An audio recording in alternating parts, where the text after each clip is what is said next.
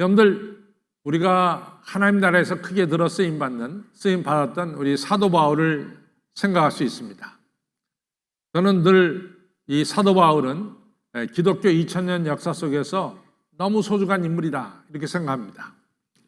왜냐하면은 우리가 복음서를 보면은 마태, 마가, 누가, 요한복음은 예수님께서 태어나셔서 이제 살으시고 죽으시고 부활하신 예수님의 일대기에 대해서 그때마다 예수님이 하신 말씀, 행하신 기적들, 이런 것들 갖다가 기록을 해놨어요.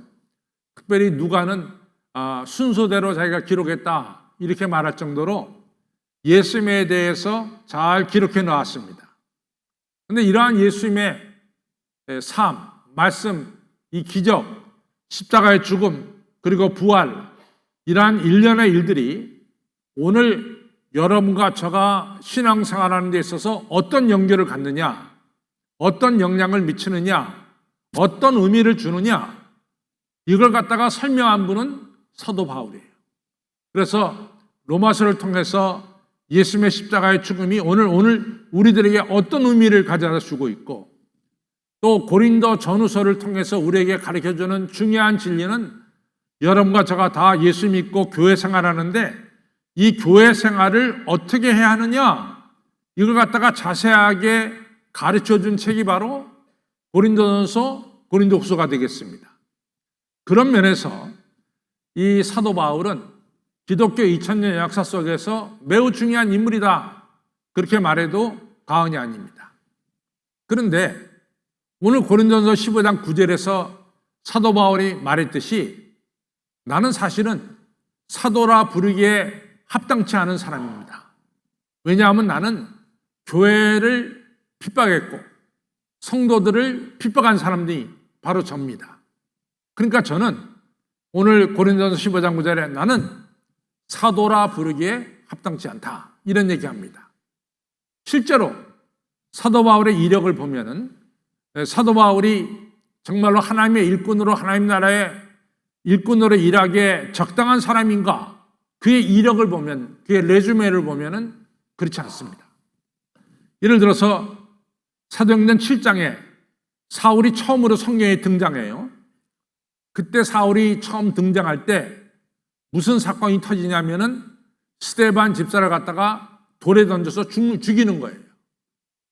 그때 스데반 집사에게 돌을 던지는 사람들의 겉옷을 맡아서 보관하던 일을 누가 했냐면 사울이라는 청년이 했어요. 그러니까 사도행전 7장에 나오는 사울의 역할은 기독교 교회에 대해서 조금 소극적인 역할을 했습니다.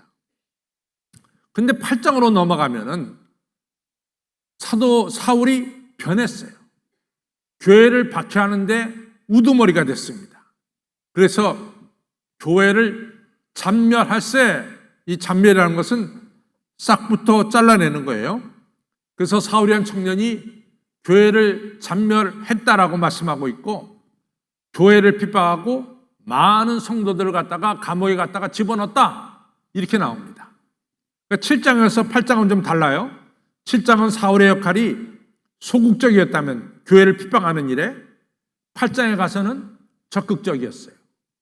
그 다음에 9장으로 넘어가면은 9장이 굉장히 중요한 장이죠. 왜냐하면 사울이라는 청년이 다메섹 도상에서 예수님을 만난 장이 바로 사도행전 9장입니다. 그래서 굉장히 중요한 장인데, 이 사울이라는 청년이 자기 조국 예루살렘과 유다를 넘어서 어디까지 갑니까? 외국 땅인 시리아의 수도 다메섹까지 가서 크리스천을 잡아오는 이러한 일을 했어요. 그러니까 지나치게 기독교를 박해하는데 앞장섰던 사람이 바로 사도 바울이죠. 이렇게 사도 바울, 이런 이력을 본다면은 이 사람이 하나님 나라의 일꾼으로 합당합니까? 합당치 않습니까? 이 이력을 보면은 전혀 하나님 나라에 합당치 못한 거예요. 그렇잖아요. 그런데 이제 성경에 보면은 사도 바울만 그런 것이 아니라 하나님 나라에 합당치 못한 사람들이 꽤나 있어요. 예를 들어서 사도 베드로만 하더라도 그렇게 기적을 보고도 예수님 3번 부인했어요. 이 사도 베드로가 부활의 복음을 증거할 수 있는 자격이 있느냐 이거죠. 자기 스스로도 자격이 없다고 생각했어요. 그래서 요한복음 21장에 보면은, 처음에 보면은 베드로는 나는 자격이 없다. 나 옛 직업이 물고기 잡으러 간다. 그 물고기 잡으러 갔어요. 자기 스스로 보더라도 하나님 택해서 쓰는 일꾼의 자격은 자기는 없다. 이렇게 생각한 거죠. 또 우리가 모세를 봅시다. 모세가 부름받는 장면이 출애굽기 3장에 나오는데, 출애굽기 3장 10절에 보면 뭐라고 말하냐면, 모세가 아유 하나님, 내가 누구한테 하나님을 합니까? 내 나이 80이고 내가 40대 때 사람을 죽인 살인자고, 내가 지난 40년 동안 사회와 동떨어진 미디안 광야에서 양이나 치던 인간인데 내가 어찌 그 일을 합니까? 내가 누구한테 그 일을 합니까? 이런 얘기해요. 자기는 자격이 없다 이거죠. 근데 하나님이 들어 쓰시는 사람들은 지금 사울이란 청년, 베드로, 또 모세, 우리가 세상적인 기준으로 보면은 자격이 없어요. 자격이 없어요. 근데 사도 바울은 한 발짝 더 나가서 얘기를 해요. 무슨 얘기를 하냐면, 고린도전서 1장 26절로부터 28절에 보면은 이 사도 바울이 이런 얘기합니다. 우리 크리스찬들, 여러분과 저를 다 가리켜서 그 당시에 초기 크리스찬들 향해서 말합니다. 여러분들 중에 지혜 있는 자가 누가 있어? 내가 지혜 있다 생각하면 손 들어봐. 너희 중에 능력 있는 자가 어디 있어? 나는 특별한 재능을 가졌다고 생각하는 손 들어봐. 너희 중에 그래 대단한 문벌의 집안에 아들, 딸이 어디냐 말이야. 우리 중에 지혜 있는 자가 어디 있고, 우리 중에 능한 자가 어디 있고, 우리 중에 문벌이 있는 자가 어디 있냐. 그런데 현실을 보자. 미련한 우리를 택해서 지혜로운 자를 부끄럽게 하고, 약한 우리를 통해서 강한 자를 부끄럽게 하고, 차별받고 천대받는 우리를 가리켜서 세상에 강하고 힘든 사람들 갖다가 부끄럽게 하지 않았느냐. 하나님이 여러분과 저를 택하실 때 지혜 있는 자를 택한 것도 아니고, 능한 자를 택한 것도 아니고, 문벌이 좋은 자를 택한 것도 아니고, 미련한 우리들, 그리고 약한 우리들, 별로 집안에 자랑할 것이 없는 우리들을 택해서 이같이 귀한 일을 행한 것이 아니냐, 이 말씀합니다. 바로 이러한 사도 바울의 말씀 속에서 우리가 한 가지 분명한 것은, 우리가 하나님의 일꾼이 되는 데 있어서는 세상이 보는 조건하고는 다르다. 그 다음에 우리가 하나님 나라의 일꾼이 되는 데 있어서는 누구도, 어떤 사람도 하나님의 일꾼이 될 수 있다고 하는 분명한 사실을 볼 수가 있습니다. 그래야 안 그래요? 여러분과 제가 하나님의 일꾼이 되는데 특별하게 뛰어난 지혜를 가져서, 특별한 능력이 있어서, 여러분들 집안이 무슨 대대로 내려오는 명문 집안이 돼서 우리가 하나님의 일꾼 됐습니까? 또 우리의 과거를 돌아다 보면은 그렇게 하나님 나라 일꾼 되기에 합당할 만큼 우리의 이력이 대단합니까? 우리 그렇지 않아요. 우리 모두가 다 부족하지만 하나님의 일꾼이 됐어요. 그것이 현실입니다. 그것이 사실입니다. 사도 바울은 자기가 하나님의 일꾼 된 이유를 밝히고 있어요. 그것이 오늘 우리가 읽은 고린도서 15장 10절입니다. 나 된 것은 하나님의 은혜입니다. 내가 이러한 은혜를 기억하고 다른 사도들보다 더 많이 제가 수고하는 것도 역시 하나님의 은혜입니다. 나 된 것은 철저하게 하나님의 은혜로 내가 하나님의 일꾼이 되었습니다. 이것이 바로 사도 바울의 고백입니다. 미국교회에 재미있는 일이 하나 생겼어요. 프랑크라고 하는 사람이 이제 그 50대 중반인데 갑자기 이 심장마비로 세상을 떠났어요. 근데 요즘 참 우리 생명이 우리가 보장할 수 없는 게 우리 생명인 것 같아요. 오늘 예배에 참석하겠다는데 참석했는지 참석 안 했는지 모르지만은 제가 너무나 잘 아시는 목사님이 갑작스럽게 말이죠. 우리 안에 있는 동맥이 안에서 터져버렸어요. 동맥이 찢어졌다고 안에서. 이 굉장히 위험한 거 아니에요. 동맥이 찢어졌으니까. 그래서 세브란스 병원에 입원해서 지금 치료를 받는데 사모님이 전화를 주셨어요. 목사님, 우리 목사님이 살지 못 살지 모르겠는데 의사 선생님이 준비하라고 합니다. 제가 너무 충격이었어요. 아니, 잘 계시다가 왜 동맥이 터지냐고, 우리 몸 안에서. 동맥이 터진 거야. 그럼 갑작스럽게 아주 큰 위험에 빠진 거죠. 우리가 좀 그런 것 같아요. 우리는 정말 내일은 잘 모를 것 같아요. 내일은 난 몰라요가 정답인 것 같아요. 어쨌든 간에 이 프랑크라는 사람도 50대 중반인데 교회 잘 섬기고 하나님께 영광 돌리는 이러한 교회 큰 기둥 같은 일꾼이었는데 세상을 떠났어요. 그래서 장례식을 치릅니다.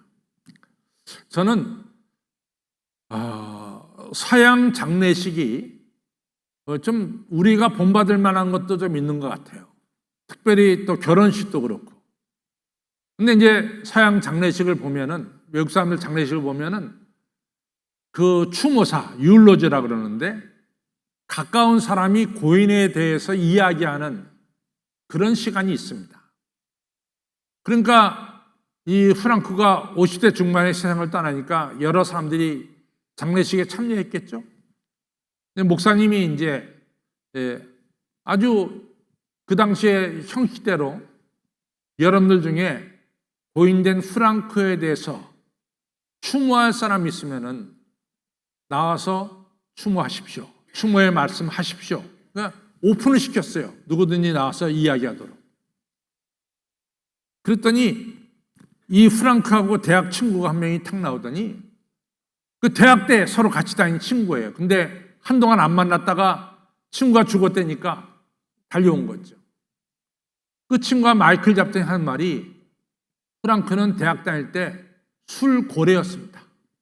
저와 같이 술을 얼마나 마셨는지 모릅니다. 프랑크는 한때는 너무 술을 마셔서 길가에 쓰러진 적도 있고 인사불성된 적도 여러 번 있었습니다. 이런 얘기를 하는 거예요. 근데 거기 대부분이 교인들인데 프랑크는 너무 경건하고 너무 열심으로 주님을 섬기고 그게 인상이 박혀 있는데 아니 친구랑 대학 친구랑 게 나와가지고 말이지 그 얘기하니까 목사님도 깜짝 놀랐어요. 내가 이거 오픈시키기에 잘못됐나? 그래도 고인에 대해서 좋게 이야기해야 되는데 이 친구랑 게 나와가지고 그냥 그 몇십 년 전에 술고래였던 이 프랑크를 얘기하는 거죠. 이렇게 얘기하는 거예요. 그걸로 끝나면 좋겠는데 또 다른 친구가 기분 좋다고 딱 나오더니 프랑크가요, 자동차를 고르는 데 있어서는 아주 까다로운 사람입니다. 자동차를 보고 또 보고 또 보고 그리고 자동차를 사는 사람이었어요. 근데 프랑크가 여자친구 사귄 데는 그런 게 없었어요. 얼마나 많은 여자친구를 사귀었는지 모릅니다. 이렇게 되니까 말이지 그 장례식 분위기가 싹 바뀌었어요. 전부 다 교인들이 아니 우리가 이렇게 존경하던 프랑크가 그런 줄을 몰랐다 이런 식으로 이제 여겨지게 되는 거죠. 그때 처남이 마이크를 잡았습니다. 여러분들 아시다시피 우리 매형 프랑크가 3일 전에 세상을 떠났습니다.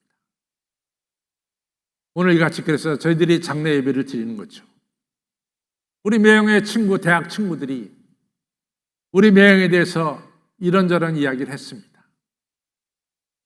이런 매형은 십수년 전에 이미 죽었습니다. 그런 매형은 십수년 전에 죽었습니다. 예수님의 은혜로 말미암아 우리 매형은 새로 거듭났습니다. 그리고 하나님을 사랑하고 교회를 열심히 섬기며 가족을 사랑하는 우리 매형이었습니다. 과거의 매형과 거듭난 다음의 매형은 다르다는 거죠. 근데 똑같은 이야기가 사도행전 9장에 있었어요. 우리 예수님께서 그 아나니아라고 하는 이 다메섹스에 있는 아나니아라는 선지자에게 야, 너 가서 저 직가거리에 있는 사도라 이 사울이란 청년의 손을 얹고 기도하고 세를 줘라. 그랬더니 아나니아가 그렇게 말하는 거예요. 예수님, 사울이란 청년의 이력을 아세요? 응? 저 사람이 예루살렘에 있는 성도들 갖다가 잔멸한 사람입니다. 교회를 핍박한 사람입니다. 마치 프랑크처럼 프랑크는 술주정뱅이였고 프랑크는 이같이 바람둥이였습니다. 이렇게 얘기하는 것과 똑같은 거죠. 그리고 왜 다마스커스에 완전 아십니까 예수님? 날 잡으러 왔어요. 근데 그런 사람에게 내가 어떻게 세례를 줍니까? 그때 예수님 뭐라고 합니까? 아니다 아나니아야. 내가 그를 택했다. 그는 이방인과 임금들과 유대인들에게 복음을 전하기 위해서 내가 택한 나의 그릇이다 말이죠. 하나님이 택했어요. 사도 바울을. 그 얘기를 하는 거죠. 사랑하는 성도 여러분, 여러분과 제가 오늘 이 자리에 있게 된 것은 하나님의 은혜입니다. 하나님의 은혜라도요, 이 은혜를 분명히 알 때만이 우리에게 감사가 나오고 우리에게 찬양이 나오는 거예요. 그런데 우리에게 약점 뭐냐면 이 은혜를 모른다는 데서 지금도 받고 있지만은 은혜를 모른다는 데서 문제가 있습니다. 아무쪼록 여러분과 저는 이러한 나를 택하시고 나를 변화시켜 주시고 나를 들어서시는 주님의 은혜를 확실하게 깨닫고 느끼시기를 바랍니다. 은혜 받은 뒤에 어떻게 하느냐? 우리가 하나님의 택하심을 받았으면 하나님의 일을 해야 되는데 우리가 하나님의 일을 어떻게 하느냐? 이것이 중요해요. 여러분들 아시는 분은 알 거예요. 척 컬슨이라는 사람이 있어요. 척 컬슨. 이 사람이 어떤 사람이냐면은 닉슨 대통령의 보좌관이었어요. 그리고 이분이 이제 워터게이트 사건 있잖아요. 워터게이트 호텔에서 민주당 대통령 이 선거 전략 본부에 공화당이 거기다가 그 비밀을 알아내려고 이같이 작업을 한 것이 들통이 나가지고 그래서 닉슨이 탄핵되기 전에 사임을 하게 됐죠. 그 다음에 그 일에 관여한 사람 중에 하나가 바로 척 컬슨입니다. 척 컬슨이 감옥에 들어가서 7개월을 살게 됩니다. 근데 척 컬슨을 보면은 척 컬슨의 집이 이 식품 회사를 했어요. 그래서 1930년대 미국에서 일어난 미국 대공황 때도 척 컬슨의 가정은 배고프질 않았어요. 식품 회사를 했기 때문에. 아주 부잣집, 보스턴에서 태어난 부잣집 아들입니다. 또 척 컬슨은 해군에 다녀와서 브라운 대학이라고 하는 아주 미국에서 유명한 대학, 정말로 좋은 대학이 브라운 대학입니다. 브라운 대학을 졸업을 했어요. 그리고 이 사람이 브라운 대학을 졸업한 뒤에 워싱턴에 있는 조지 워싱턴 유니버시티에서 법을 공부했어요. 그래서 변호사가 됐습니다. 그래서 아주 큰 로펌에 이 사람이 높은 자리에 있게 됐죠. 그런데 어느 날 닉슨 대통령이 전화를 걸어가지고 내 이 보좌관이 되어달라. 그래서 정치로 이 양반이 뛰어들었어요. 그러다가 정말 닉슨이 가장 어려울 때도 옆에 서 있었던 사람이 척 컬슨입니다. 그래서 감옥에 들어가서 7개월을 지냈어요. 근데 이 사람이 감옥에 들어가기 전에 이 친구가 필립이 있는데 필립한테 자기의 여러 가지 인생 이야기를 했습니다. 근데 이 필립이 큰 회사 회장님인데 말하기를 사람이 자만하면은 자기를 창조하신 하나님을 멀리하고 그리고 알려고 들질 않아. 사람의 자만이라고 하는 것은 나를 이 땅에 보내시고 나에게 생명 주시고 건강 주시는 창조주 하나님을 알려고 들지 않는다 이거죠. 자만은 하나님을 알겠다는 마음을 주지 않는다는 거죠. 따라서 자만이 죄야. 이 얘기를 척고스한테 해줬습니다. 그 얘기를 듣고 감옥에 들어가서 옥살이하면서 우리 예수님을 만납니다. 내가 여태까지 자만하게 살았구나. 내가 나를 창조하신 창조주 하나님을 무시하며 살았구나. 그러면서 예수님을 영접하면서 새 사람이 됐습니다. 그러면서 옥살이를 하면서 여러 친구들에게 자기가 만난 예수님을 증거했어요. 그래갖고 거기 있는 교도소 안에 있는 많은 죄수들이 이 자기 같은 죄인을 통해서 그 예수님을 믿게 되는 이런 전도의 역사가 일어났어요. 그리고 7개월 후에 이 사람이 추록을 해가지고 이 사람이 교도소 선교회라는 걸 만들어서 세계에 있는 교도소에서 복음을 전하는 유명한 사람 척코슨이 됐습니다. 이분이 아주 중요한 얘기를 했어요. 난 그 얘기가 지금 남아있습니다. 하나님은 저를 정말 역설적으로 저를 사용하십니다. 하나님은 제가 재벌집 아들이라는 것 때문에 다른 사람을 변화시키지 않습니다.